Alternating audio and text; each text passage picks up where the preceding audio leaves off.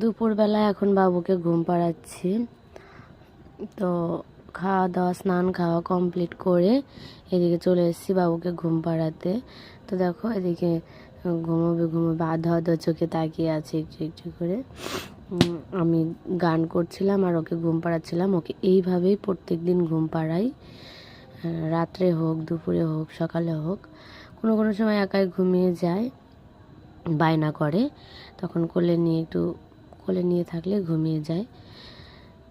তো বাবু তো এদিকে ঘুমিয়ে গেছে।